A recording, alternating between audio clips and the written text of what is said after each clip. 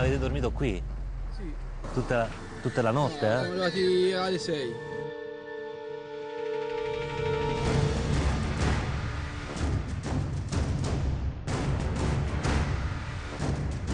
eh? 3.375 concorrenti.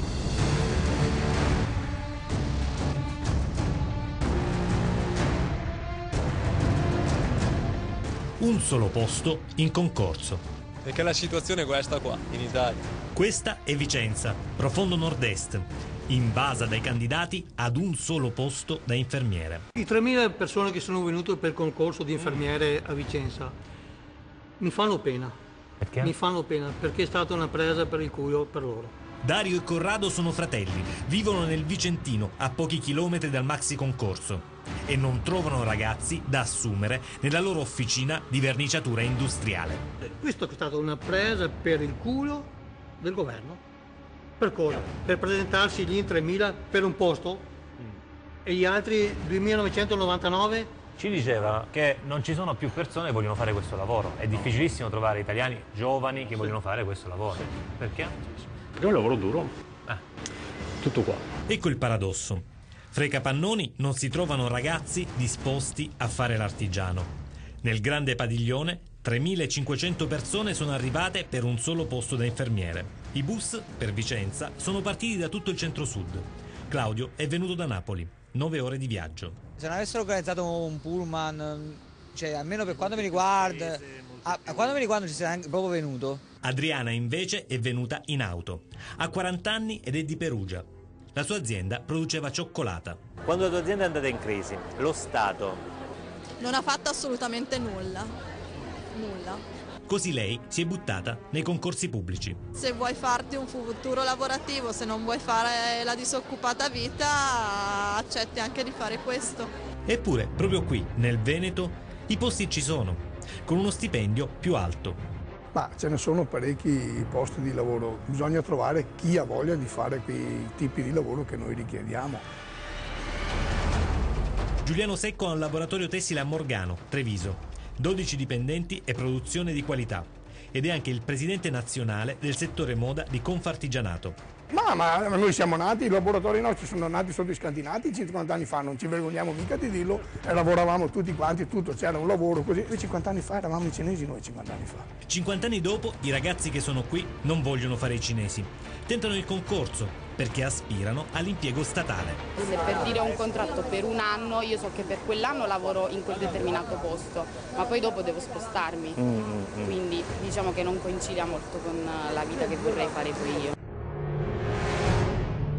Samantha è appena arrivata, ha 23 anni, una laurea. Viene da Viggiano, Basilicata. Lei vorrebbe essere assunta, ma non trova posto. Lui vorrebbe assumere, ma non trova nessuno. Il paradosso di questi giorni in Veneto è tutto qui. Vicenza è la terza provincia d'Italia per esportazioni. Il 70% degli artigiani vuole assumere. Il 75% degli artigiani non trova il personale giusto. 3.000 per un posto, perché lì hai solamente che diritti, doveri non ne hai. Poi vediamo quello che succede, timbrano, escono, non lavorano, e noi dobbiamo sempre essere sotto e guardare anche i secondi. Se ho un contratto a tempo indeterminato posso anche pensare di sposare, mettere su famiglia, altrimenti è difficile. Lei pensi che martedì mattina alle 9:30 io ho lavorato come uno statale, un insegnante, tutta la settimana, cioè le 16 ore, io alle 9:30 di mattina del martedì ho già fatto le mie 16 ore di lavoro. Ma sul pullman che viene dalla Puglia il posto pubblico è un miraggio. Molti lavorano come infermieri per aziende private, da precari. Come Carlo. Siamo qui quando gli arriva il messaggio. 24 infermieri della sua casa di cura sono stati licenziati. E c'è anche lui. 24 di noi che facciamo parte, diciamo, della provincia di Bari. In questo momento siamo fuori. Fino a ieri giravano voci circa un rinnovo a tutte, diciamo, le unità. Ho appena saputo. No, non me l'aspettavo sinceramente. C'è una polveriera innescata nel nord-est, a cui la crisi rischia di dare fuoco. Qui, fra Treviso e Vicenza, sono soprattutto i piccoli ad avercela, con lo Stato e gli statali. Noi artigiani, testa bassa e lavorare. Attenzione però, attenzione. Le rivoluzioni più forti, più grosse sono nate quando che la gente mancava di mangiare. Ci siamo quasi. L'imprenditore onesto che paga le tasse paga sopra il 70% di tasse. Dove andiamo? Dove volete che andiamo? Non me li salvo, non li trovo nel conto corrente, non restano nel conto corrente.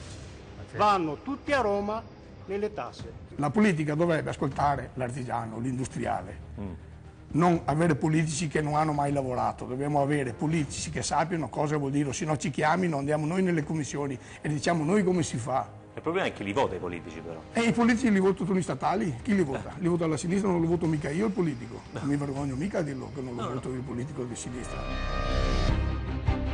La rabbia è un cortocircuito, va dal pubblico impiego alla politica, dagli statali allo Stato. Avevamo le balle piene. Ma piene.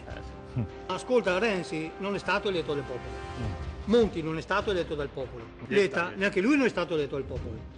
Quindi sono dei dittatori. A me mi sembra che Renzi viva in un altro mondo, non lo so. Cioè, mi sembra che veramente dice strunzate dalla mattina alla sera. Ma io non lo so. Cioè, prima cosa che risolvesse il problema alla volta, che pensasse alle cose step by step. Venga qui a lavorare da me un mese. No, una settimana. Com'è? Gli pago anche l'albergo andare a dormire, se non hai soldi. Lo pago l'albergo. E non con un mese. Ma venghi, signor Renzi, venghi.